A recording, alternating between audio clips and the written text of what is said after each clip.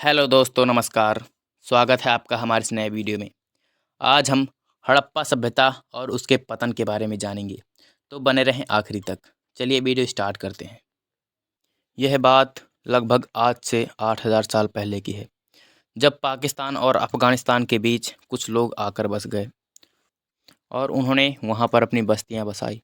लोग आते गए और बस्तियाँ बड़ी होती गईं और लोग आते गए और वहाँ पर कई शहर धीरे धीरे बस गए। धीरे धीरे यह एक सभ्यता के रूप में उभरी और जिसे हड़प्पा सभ्यता कहा जाने लगा। इसके कुछ प्रमुख स्थान थे, जैसे मोहनजोदड़ो, चनहुंदड़ो, हड़प्पा। हड़प्पा का उत्खनन 1921 में दयाराम साहनी ने किया था। मोहनजोदड़ो का उत्खनन 1922 में राखलदास बनर्जी ने किया था।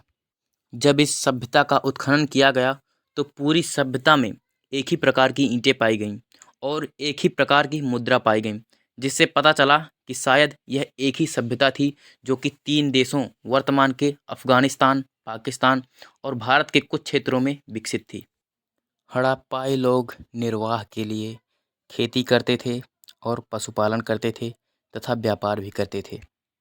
हड़प्पाई लोग खेती में फसलों में गेहूँ, जौ, दाल तथा तिल उगाते थे तथा पशुपालन में भेड़, बकरी और भैंस को पालते थे।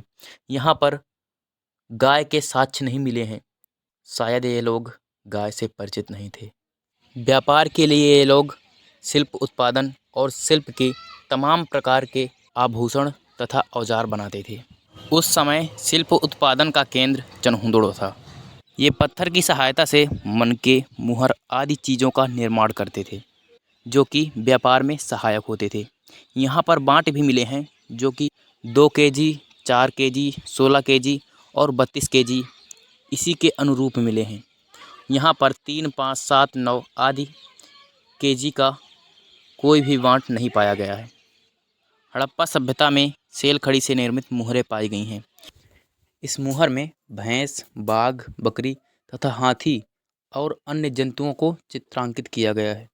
हड़प्पा सभ्यता में मुद्रांकन के लिए गीली मिट्टी का प्रयोग किया जाता था। किसी भी चीज़ के मुहाड़े में गीली मिट्टी रखकर उसमें कोई छाप छोड़ दी जाती थी, जिससे व्यापारी को माल पहचानने में आसानी हो।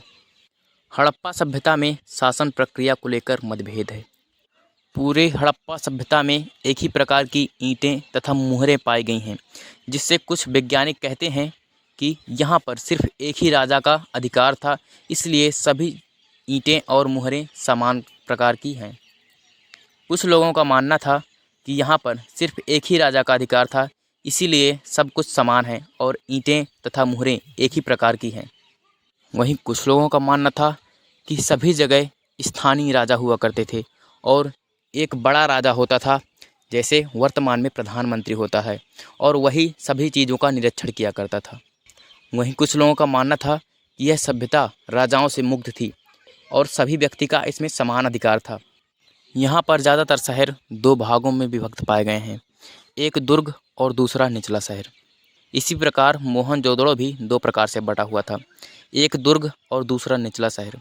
मोहनजोदड़ो के दुर्ग में अन्नागार के साक्ष्य मिले हैं और एक सामूहिक स्नानागार मिला है।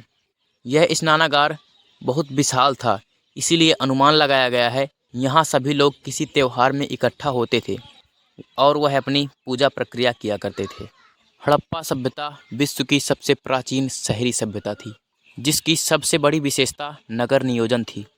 आज से लगभग 8000 साल पहले भी ये लोग सभी कार्य प्लानिंग के तहत करते थे। यहाँ पर सभी सड़कें ग्रिड पद्धति में एक दूसरे को काटती थीं, अर्थात सभी सड़कें एक दूसरे को समकोण पर काटती थीं।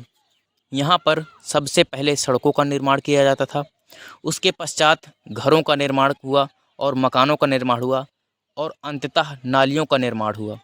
यहाँ पर नगर के बाहर एक कुंड था, जिसमें गांव की नाली का गंदा पानी लगा हुआ था और ये सभी नालियाँ ऊपर से ढकी हुई थीं। प्रत्येक घर पक्की ईंटों से बना हुआ था, जिसमें खुद का एक स्नानागार होता था और एक आंगन होता था। आंगन कताई बिनाई तथा अन्य कामों में उपयोग किया जाता था। ज़्यादातर घरों में कुएं मिले हैं।